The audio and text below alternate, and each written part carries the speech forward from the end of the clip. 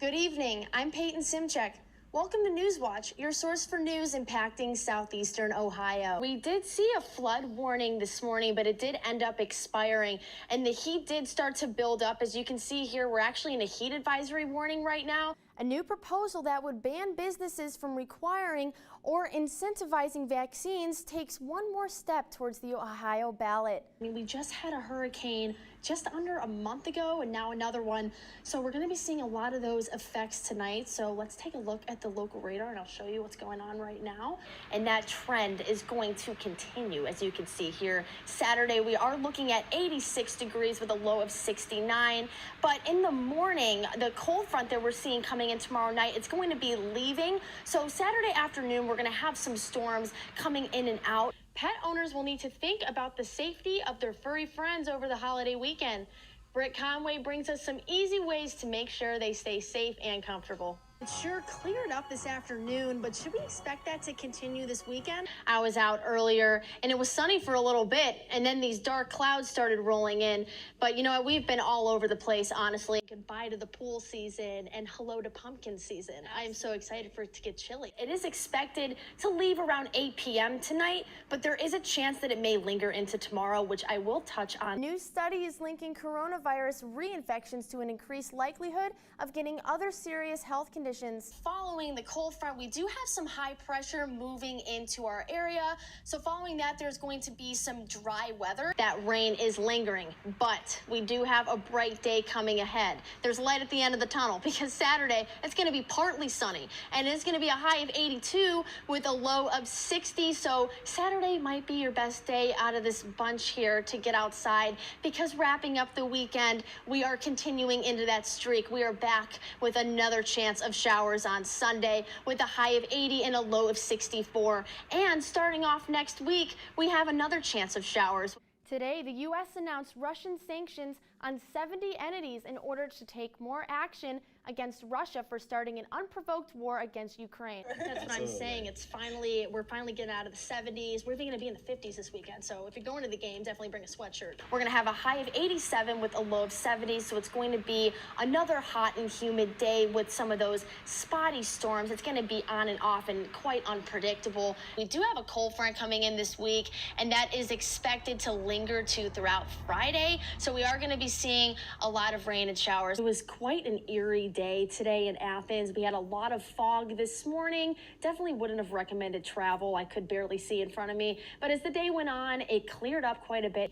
And that has been creating this elevated fire ignition, which means that we're going to be experiencing this higher intensity of fire risk around here. So that's going to warm us up a bit to temperature high of 66 and a low of 40. So it's going to get a little chilly, but it's still going to be warmer than the average fall day, and it's going to be sunny, and that's going to continue here. We do have a warm front coming in still tomorrow night. It's still coming, and we have that lingering high pressure, which is going to bring some dry and mild temperatures throughout this weekend. As you can see here, we're getting back up into the 70s.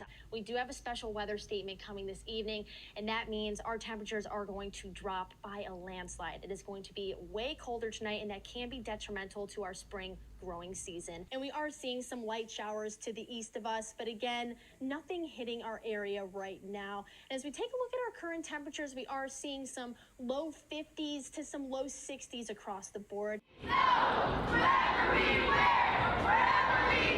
Chants echo on Court Street as people march to take back the night. We won't take it anymore! The annual event has supported victims of stalking, domestic violence, and sexual assault for over 40 years.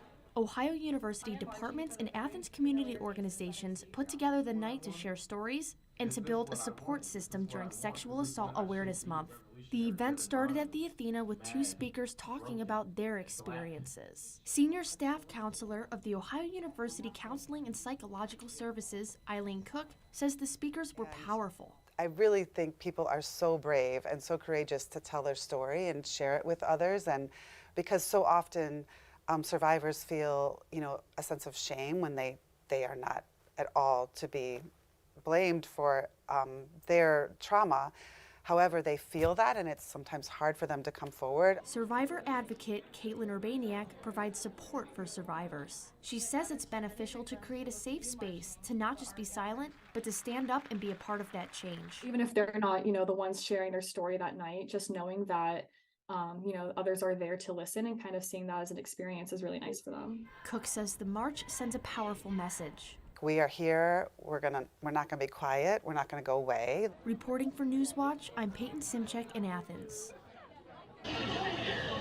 Elementary to high school age kids from all around Athens County fill Washington Street to get what they need for the upcoming school year. Vendors offer different services and activities, like the Athens County Public Library's bookmobile and the Vision to Learn truck offering free eye exams. Executive Director of the Athens County Department of Jobs and Family Services, Jean Damaski, says the event expanded this year. So there's lots of community support, lots of people giving donations. Approximately 1,000 children received clothes and shoes customized to their size and chose their own backpack.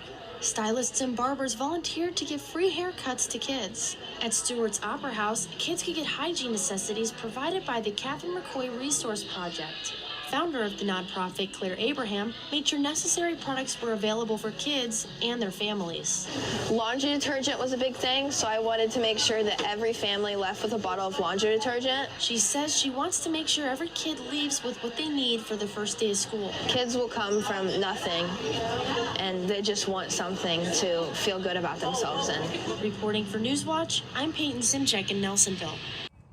The Athens Cinema screens over 200 diverse films from nearly 50 countries. For 50 years, the festival has been showcasing the work of underrepresented artists. Assistant programmer Josh Veith says it's part of their legacy to show films that don't often have an outlet. So our reputation is we'll show all the stuff that is not mainstream, goes under the radar most of the time. Festival staff member Michael Salter says often the films selected are a reflection of what is happening in the world. Any good art of the moment is kind of a barometer of the culture.